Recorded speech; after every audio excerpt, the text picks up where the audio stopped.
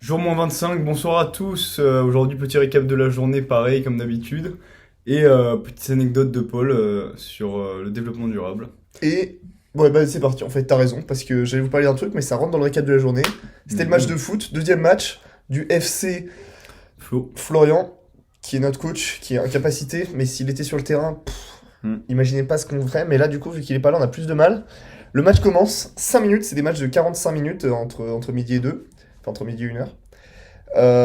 Le match commence, 3-0.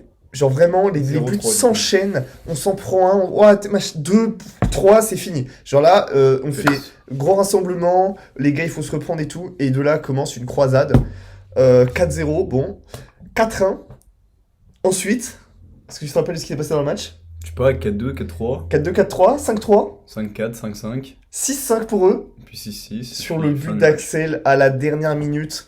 Égalisation de malade. Non, en vrai, C'était pas gros, mal en vrai. gros match, énorme ambiance. Merci à tous nos supporters. Merci surtout à Florian, Non, du en coup, vrai, notre coach, qui est non, en meilleur. vrai il nous a beaucoup insulté quand même Non, pendant le il a match. beaucoup crié, il a beaucoup Il a crié beaucoup pour crié. nous. Contre nous aussi, mais beaucoup Voilà. pour nous. Non, moi je trouve on a vraiment créé une vraie cohésion d'équipe par rapport à ce qu'on s'était pris il y a quelques jours là. Mm. Notre défense était plus en place, notre attaque était plus solide. Il y avait tout quoi. Genre, bravo à nous. Donc normalement, prochain match, bah, on le Il y a du gagne. taf. Si on suit Le taf a été fait, une voilà, progression. on est en progrès, on est pas mal. Voilà, puis sinon Axel, quoi d'autre dans ta journée avant que je parle un peu d'histoire là? Ce matin, on a eu 2 heures d'études de maths, puis 2 heures d'études d'histoire géo. Ouais. Voilà. Et genre, demain, on a 4 heures de maths d'études. Ouais, toi tu fais quoi en ce moment en maths du coup? Tu m'as dit que c'était pas d'anal, mais. Moi, je fais toujours l'optimisation sous contrainte, chapitre 18, parce qu'il nous a dit de le ficher tant qu'on l'avait encore en tête, parce que ça va partir super vite, et qu'on reprendra jamais ça après les écrits. Ok. Donc, je finis de ficher les derniers chapitres qu'on a fait. Puis je fiche un chapitre qu'on avait oublié. Donc j'en ai peut-être pour toute la matinée demain. Mhm. Puis après je commencerai les annales. Cool. Ok. Tranquille quoi, tranquille. Et moi je fais les petites annales, mais là je bute sur les annales d'analyse, elles me détruisent. Genre c'est trop dur. Je suis allé voir un peu le prof aujourd'hui pour lui demander comment distinguer, parce que j'arrive pas en fait à distinguer, tu sais, faire l'analyse du sujet. Hmm. C'est quoi les questions faisables ou pas faisables? Je trouve qu'elles se ressemblent toutes Ouais, pardon.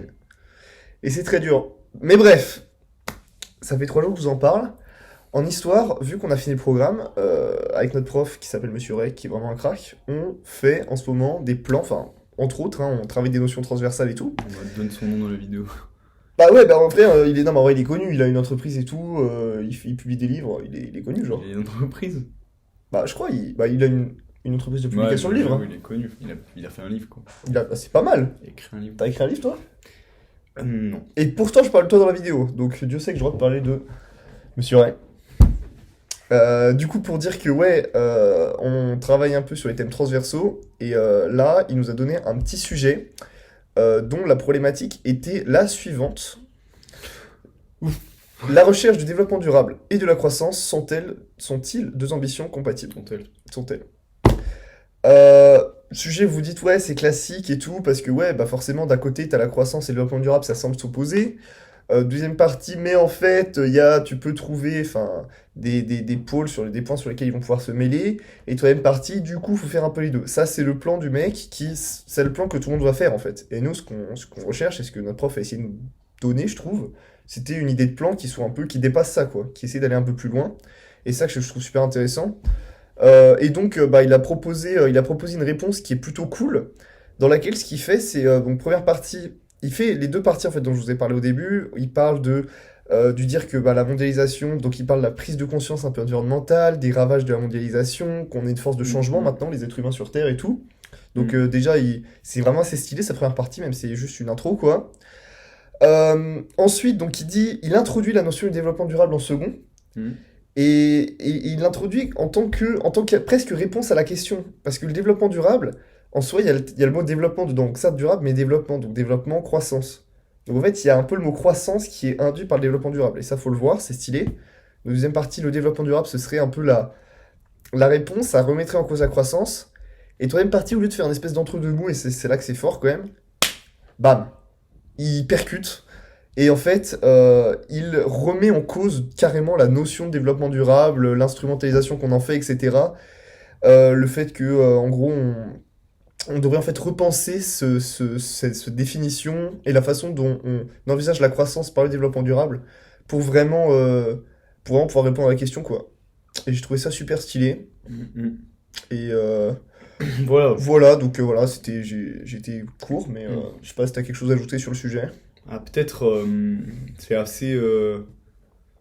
assez commun de dire qu'il faudrait redéfinir les termes en troisième partie de Géopo, mais lui, ce qui est très intéressant, c'est qu'il l'explique que l'obsession de la croissance, depuis les années, depuis le keynésianisme, donc en fait depuis les Trente Glorieuses, en fait, ça ne reste qu'une politique économique parmi tant d'autres, en fait.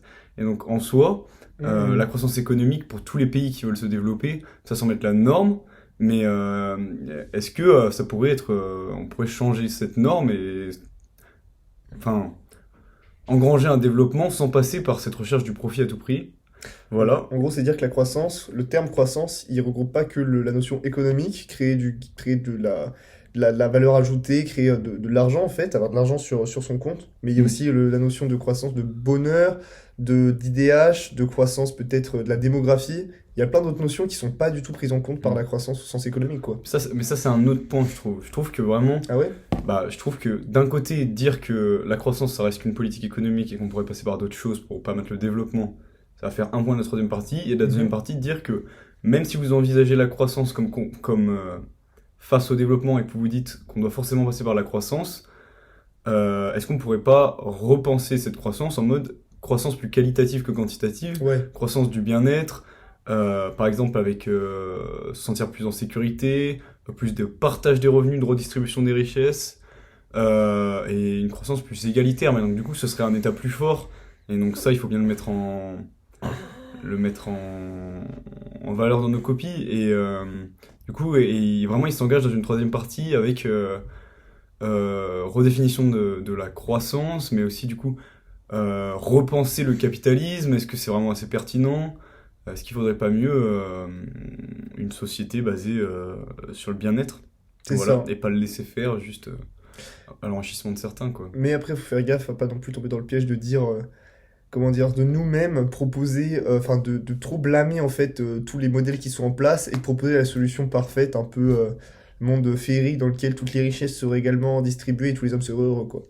Genre, Non, il fait quand même une faut pas dire analyse ça. qui se base sur des bouquins et tout qui sont assez concrets, quoi. Hmm. Mais j'ai l'impression que ouais, c'était plutôt ça, en troisième Après, partie. oui, après, faut jamais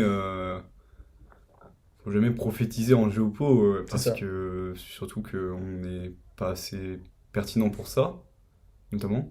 Mais, mais on nous pose quand même une question à nous. C'était quoi? C'était C'est vrai. compatibilité de la croissance et du développement durable. Ouais, exact. Et en soi, les types attendent des gars qui ont une opinion là-dessus, mais surtout qui savent prendre du recul. Et croissance, développement durable, si vous prenez pas de recul, pour vous, la croissance, ça semble une évidence. Mais ça l'a été que depuis les années 70, en fait. C'est ça. Voilà. Vraiment se détacher de ce Et qu'on moi, en pense des fait, notions, quoi. avant les années 70, j'étais né, donc je peux vous dire que c'était pas forcément une évidence les années 60. C'était toi la chute. C'était pas mal les années 60 en vrai. La chute du mur de Berlin, c'était toi? J'ai vu un mec qui te ressemblait, il poussait les pieds, il était Je là. suis du mur Ah bah le mur, machin, c'était toi? Non, c'était pas moi. Oh, Moi, c'est c'était pas la lui. construction du mur de Berlin. Non. 61. C'est un peu criminel ce que tu viens 61, de dire. ouais, on coupera, c'est pas grave.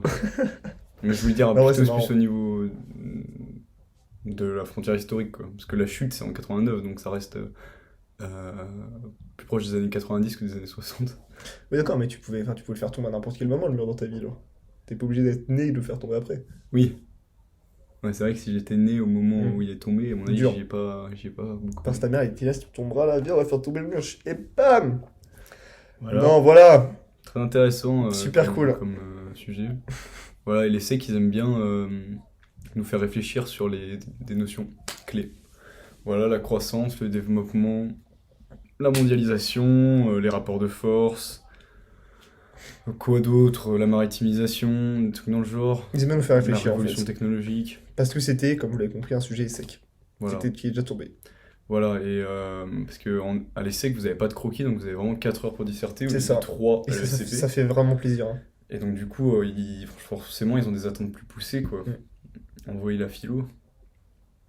C'est ça. Et je pense qu'on va conclure sur un truc marrant, qui est qu'aujourd'hui, je cherchais un peu sur Internet, j'ai commencé peut-être à taffer un peu sur des plans d'histoire et tout, donc je cherchais dans des annales HEC les sujets qui étaient tombés. Je suis tombé sur un sujet, mec, en 2005. Hmm. Tu vois, enfin, juste du bonheur, de 4 heures de bonheur sur ta copie. Ok. L'évolution des travailleurs en Europe de l'Ouest depuis les années 1920. Et là, je peux te dire que quand t'arrives là-dessus, t'as parlé de les relations Chine-États-Unis pendant 2 ans et t'arrives là-dessus. Mais moi, ça m'a fait mal Sûr que rien que... c'était ECS? Ouais, HEC, ECS. C'était 2005, donc ça datait un peu, et après, plus tu remontais, plus les sujets étaient classiques. Genre, à partir de 2010, c'était que des sujets qu'on avait traités pour l'année et tout. Mais celui-là, mec, il m'a brutalisé, genre. Il tabasse. Ouais, vraiment. Bon, Europe de l'Ouest, c'est une façon de dire allemand, français et tout, genre. 1920. Depuis 1920. Donc c'est... C'est quoi en 1920? Bah, 1930, il y a eu le... 1920, c'est les années folles. Ouais, puis après, il y a eu le crack en 1929. Enfin, bref, il s'est passé plein de trucs, genre. Mais spécifiquement pour les travailleurs et les ouvriers, je pense que je saurais Bah, pas trop quoi écoute, dire, mais bon. bah, très belle fin, Paul, hein. Tu nous as mis dans le doute.